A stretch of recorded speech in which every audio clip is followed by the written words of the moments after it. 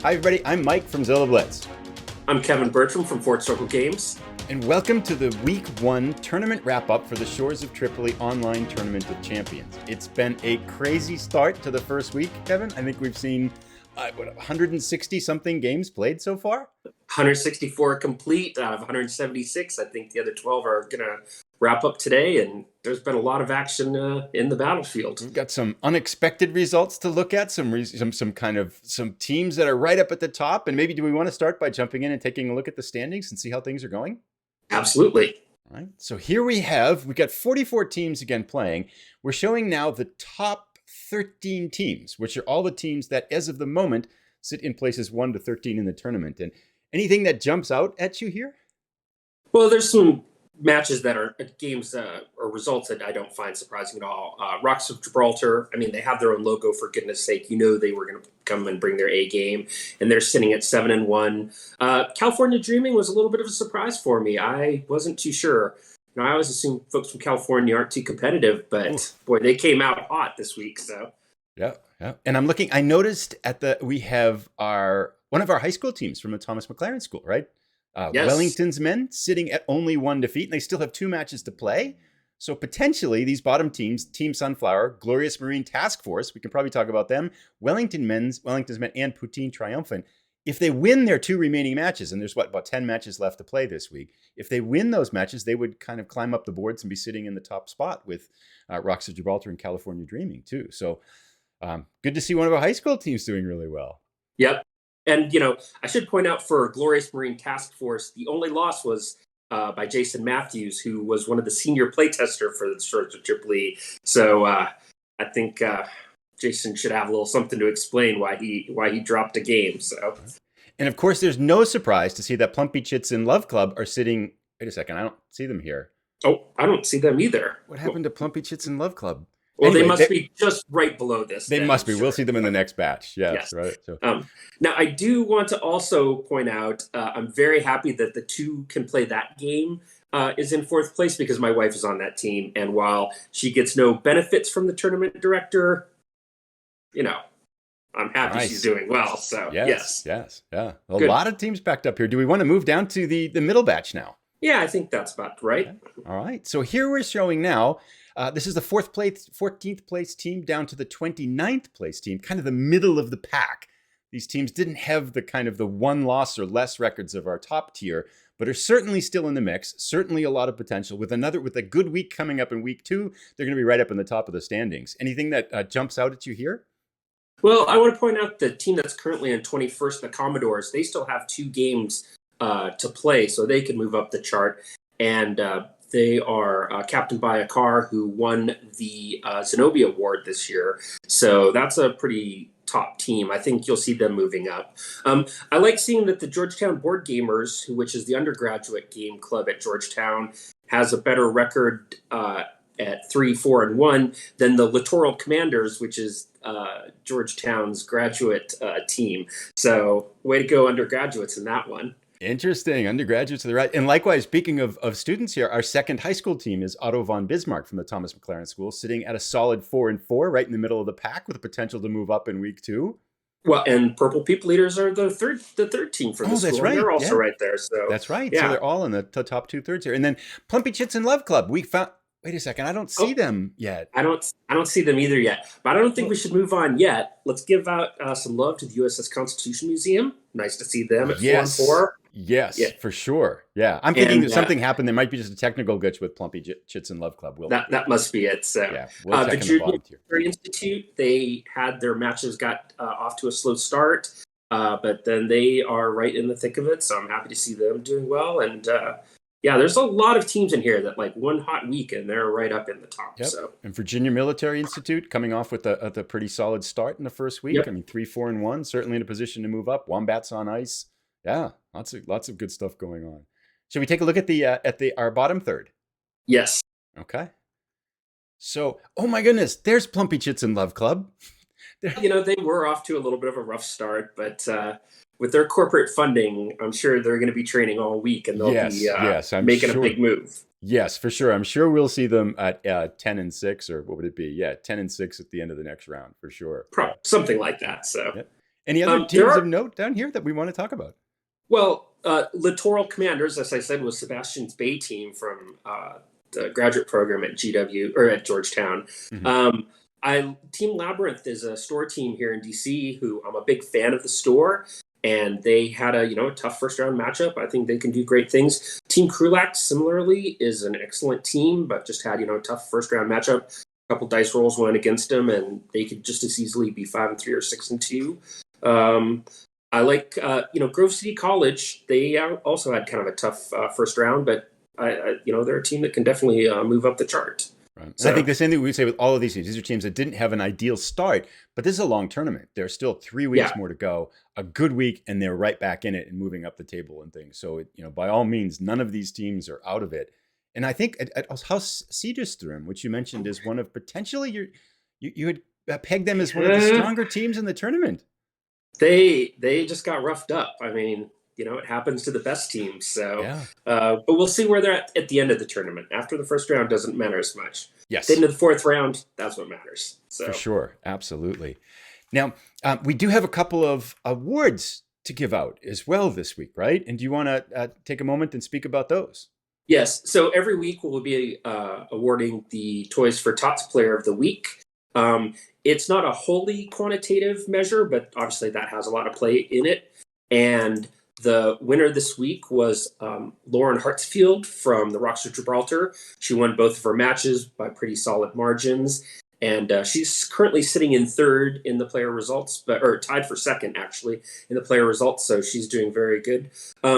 Will be in addition to making a $250 donation to Toys for Tots in her name, she also has a choice of prizes that she can pick from, and I'm sure we'll chat about that later in the week. I will say that Gilberto Lopez, who was actually our top player of the week, declined the award because he's my co-designer on the Halls of Montezuma, and he thought it might be in a little poor taste for him to be the player of the week, and so we agreed on that. Fantastic. Yep. And we have a second award to give out as well, right? Yes. So in the scoring system, obviously wins and losses are what's most important, but you additionally get naval prestige points. And the maximum that Tripolitan player could get would be 23 points. If they were sitting on 11 gold when they sank the 4th American frigate, they would have 23 points. A pretty devastating win. Now, as you know, Michael Jordan famously wore number 23. And so we thought it would be fun to have an award for the first person to score 23 points as the Tripolitans. And indeed, to this point, the only person has done so is Renee Paddings of, and let's get the award in here. There it is. Totally so awesome. We'll send that to him this week. And what's interesting is his team actually, Masterminds, went 1-7 this week. So, but at least their win was a big win. So, and there's been over 160 matches, and that's the only one that's had a perfect Tripolitan win, right? That's the only one. And we might not see any more for the rest of the tournament, or we might see 1 or 2. We'll just, it takes a kind of a perfect storm for it to happen. So Right. Breaking news, everybody. Fort Circle TV has learned that both Lauren and Renee are going to be giving press conferences about their awards. We've got a reporter at the scene, so let's go listen in first on Lauren's press conference and then on Renee's press conference about these prestigious awards. Hi, Lauren with Rocks of Gibraltar here. I am so honored to have won the Toys for Tots Player of the Week award this week. It's been such an exciting tournament so far, and I'm excited to see how the rest of it goes. This was a tough week. I had some pretty good matchups.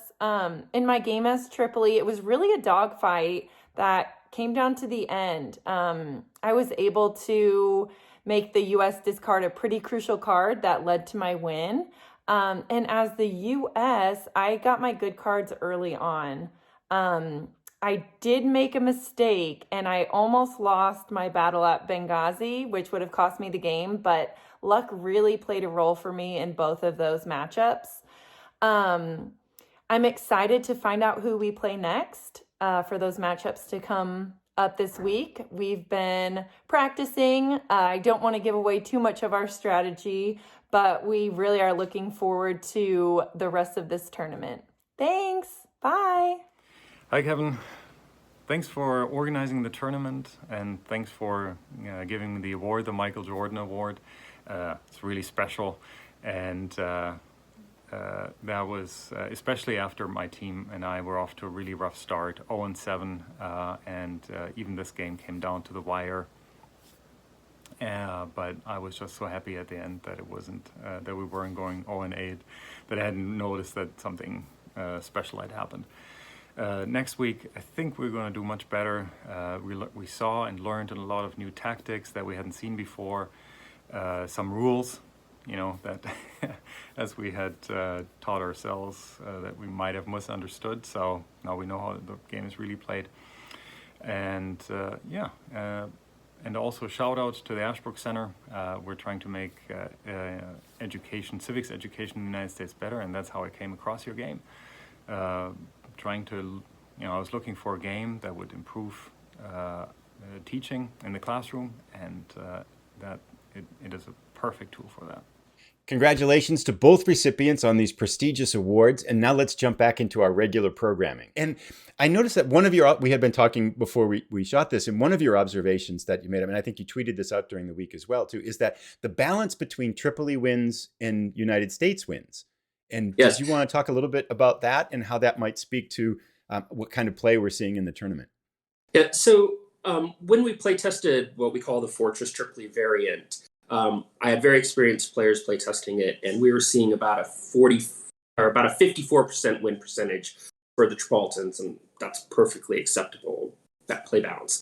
We're seeing this week that Tripoli is winning almost 62% of the games, and I think that's because we have a lot of newer players who are learning the system, and there's just a little bit more of a steeper learning curve for the Americans to learn how to play.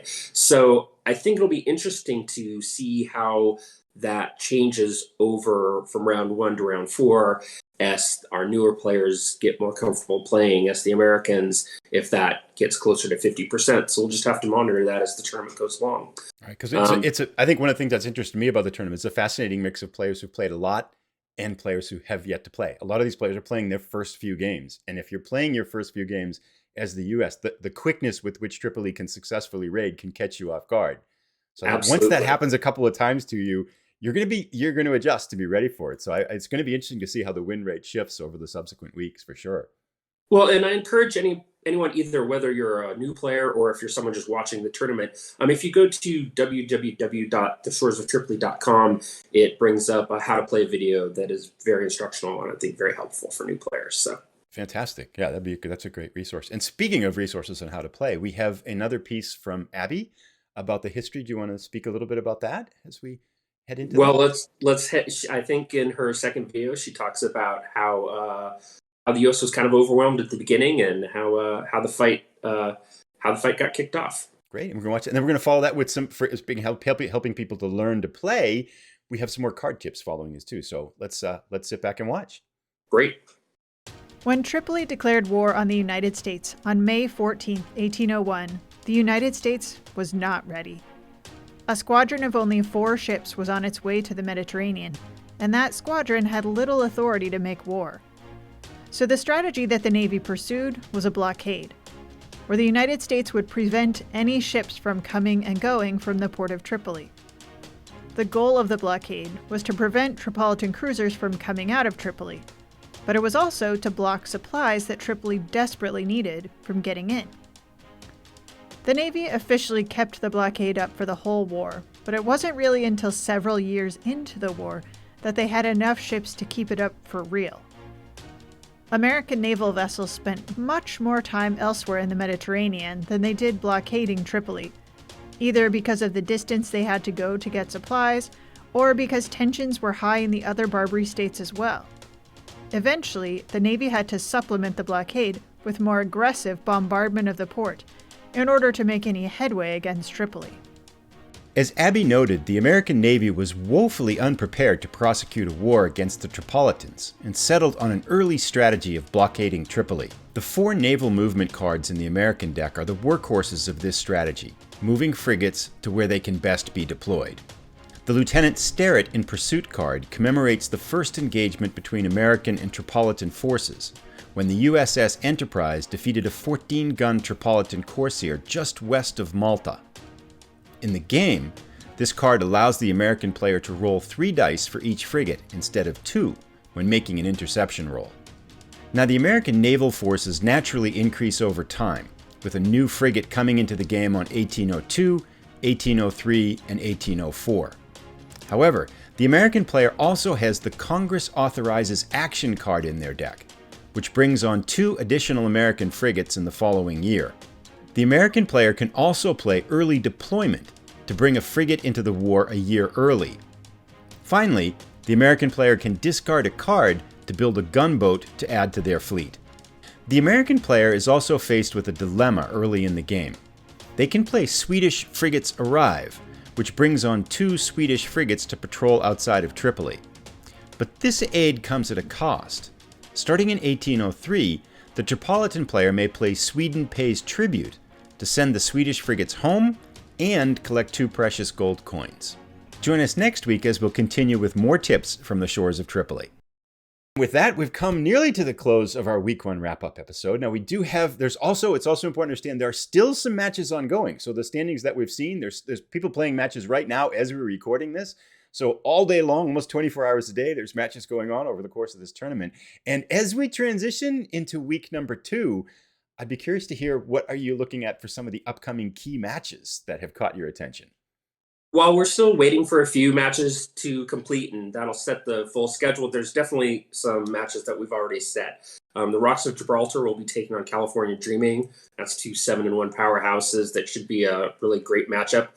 Legendary Tactics, the folks who look at cards from Twilight Struggle, the Shores of Tripoli, other card-driven games, they're sitting there at 6-2, and they'll be playing the team that my wife's on to can play that game. So I know where I'd be putting my money on that match. I think a match that will really be fascinated on, even though they're both 5-1, they have 2 games outstanding, but I'm going to have them play, is Team Sunflower, which is our team of European expert players. And they're going to take on Glorious Marine Taskforce, which is the team of top-notch designers. There's some games in the middle of the bracket that I think are going to be pretty important. Team Labyrinth and Team Krulak will be playing. They're both 3-5. I think one of them needs a real strong week to move up the rankings, and a second tough week would be rough for them. I'm not sure who Plumpy Chips and Love Club will be playing, but I'm definitely be watching that match. And there's going to be just a lot of really great matches, and so this is going to be another exciting week of the tournament. Looking forward. I know that every time I've checked on Twitter, I've seen people posting and people tweeting about how much fun they're having and the games they're playing and frustrations with defeats and exultations with victories and things like that. So it's been fun to watch the community come together around the game too. Yeah, it's been a great time. And with that, I think that brings us to the end of our Week 1 episode. If you have enjoyed this, please give it a like. If you've got comments, questions, and things like that, please drop them down below the video. And with that, I think we'd probably both like to wish you an outstanding second week and good luck in your upcoming matches. See you later.